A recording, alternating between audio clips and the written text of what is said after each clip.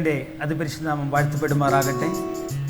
സ്വർഗത്തിലെ ദൈവം നമ്മളെ വിളിച്ചിരിക്കുന്നത് ദൈവത്തിനു വേണ്ടി വിശുദ്ധീകരിക്കപ്പെട്ട, വേർതിരിക്കപ്പെട്ട, പ്രതിഷ്ഠിക്കപ്പെട്ട ഒരു വിശുദ്ധ ജീവിതം നയിച്ച്, ഒരു ധാർമ്മിക ജീവിതം നയിച്ച് മുന്നോട്ട് നടന്നു പോകുന്നതിന് വേണ്ടിയാണ്. അങ്ങനെ തന്നെയായിരുന്നു ആദിമ കാലഘട്ടത്തെ നമ്മുടെ സഭയെന്ന് കാണുവാനായിട്ട് സാധിക്കും. എഫെസോസിലെ സഭയും സ്മുർന്നയിലെ സഭയെല്ലാം അപ്രകാരമാണ് മുന്നോട്ട് കടന്നുപോയത്. എന്നാൽ ദൈവത്തിൻ്റെ ജനം നല്ല രീതിയിൽ മുന്നോട്ട് പോകുന്നത് സാത്താന് ഇഷ്ടപ്പെടാത്തതുകൊണ്ട് സാത്താൻ എപ്പോഴും പോരാട്ടങ്ങൾ അഴിച്ചുവിട്ടുകൊണ്ടിരുന്നു. സ്മുർന്നയിലെ സഭയെ തകർക്കുന്നതിന് വേണ്ടി ഏറ്റവും കൊടിയ പീഡനങ്ങളാണ് അവർക്ക് നേരെ അഴിച്ചുവിട്ടത്.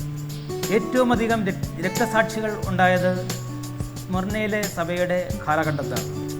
അതിനെപ്പറ്റി തത്തുല്യൻ എന്ന് പറയുന്നതായ പിതാവ് ഇങ്ങനെയാണ് എഴുതിയിരിക്കുന്നത്: ഓരോ രക്തസാക്ഷികളുടെ രക്തം സഭയുടെ വിത്താണ് എന്ന്.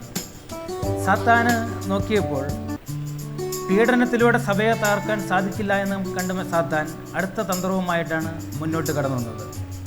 എഡിക്റ്റ് ഓഫ് മിലാൻ വഴി ക്രിസ്തു മതത്തിലേക്ക് ചേരപ്പെട്ടതായ കോൺസ്റ്റന്റൈൻ ചക്രവർത്തിയിലൂടെ മനപരിവർത്തനമില്ലാതെ മതപരിവർത്തനം ചെയ്യപ്പെട്ട ആളുകളിലൂടെ അനേക ദുരാചാരങ്ങൾ സഭയിലേക്ക് കൊണ്ടുവന്നതായിട്ട് കാണുവാൻ സാധിക്കും.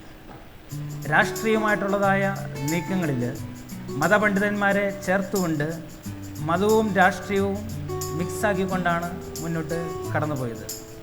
വേദപുസ്തകത്തിലൊരു ചരിത്രം എടുത്തു നോക്കുകയാണെങ്കിൽ ബിലയാമിൻ്റെ കാലഘട്ടത്തും അപ്രകാരം സംഭവിച്ചെന്ന് കാണുവാൻ സാധിക്കും. ദൈവത്തിൻ്റെ ജനത്തെ തകർക്കുന്നതിന് വേണ്ടി, ജാതീയമായിട്ടുള്ളതായ പരസംഗം ചെയ്യുന്നതിന് വേണ്ടി ഉപദേശിച്ചു കൊടുത്തതായ ബിലയാമിൻ്റെ അതേ കാര്യം തന്നെ ആത്മീകമായിട്ടുള്ളതായ പരസംഗത്തിന് വേണ്ടി സാത്താൻ ഉപയോഗിക്കുന്നു.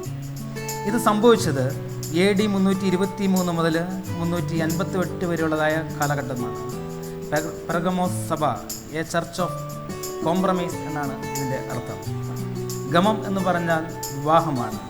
മതവും രാഷ്ട്രീയമായിട്ടുള്ളതായ വിവാഹം നടന്ന് ആത്മീകമായി ജനങ്ങളെ തെറ്റിച്ചു കൊണ്ടിരുന്നതായി കാലഘട്ടത്തിൽ ഇതിനെ വെളിപാട് പുസ്തകം നേരത്തെ തന്നെ മുൻകൂട്ടി പ്രവചിച്ചിരുന്നതാണ്. നമുക്ക് വായിക്കാം. വെളിപാട് പുസ്തകം 2-ാം അധ്യായം അതിൻ്റെ 14-ാമത്തെ വാക്യം: എങ്കിലും നിന്നെക്കുറിച്ച് കുറഞ്ഞൊരു കുറ്റവും പറയുവാനുണ്ട്. ഇസ്രായേൽ മക്കൾ വിഗ്രഹാർപ്പണം തിന്നേണ്ടതിനും ദുർനടപ്പ് ആചരിക്കേണ്ടതിനും അവരുടെ മുൻപിൽ ഇടർച്ച വയ്പ്പാൻ ബാലാക്കിന് ഉപദേശിച്ചു കൊടുത്ത ബിലയാമിൻ്റെ ഉപദേശം പിടിച്ചുകൊള്ളുന്നവർ അവിടെ നിലകൊള്ളും. ഇതൊരു കാലഘട്ടത്തേക്ക് മാത്രമുള്ളതായ പ്രവചനമല്ല. നമ്മുടെ ദൈനംദിന ജീവിതത്തിൽ പല പ്രലോഭനങ്ങളും ഈ ലോകത്തിൻ്റെതായ പല കാര്യങ്ങളിലും നമ്മളിലേക്കും കടന്നു വരാൻ സാധ്യതയുള്ളതുകൊണ്ട് നമ്മളെ ഓർമ്മപ്പെടുത്തുന്നതായ വചനം കൂടിയാണ്. വ്യക്തിപരമായി നാം ജീവിക്കുമ്പോൾ, ദൈവത്തിന് വേണ്ടി പ്രതിഷ്ഠിക്കപ്പെട്ടതായ ഒരു ജീവിതം നാം നയിക്കുമ്പോൾ സ്വർഗത്തിലെ ദൈവത്തോട് എപ്പോഴും പ്രാർത്ഥനയോടെ ആയിരിക്കണം, തെറ്റിപ്പോകാതിരിക്കുന്നതിന് വേണ്ടി. നമുക്ക് കണ്ണുകൾ അടയ്ക്കാം, പ്രാർത്ഥിക്കാം.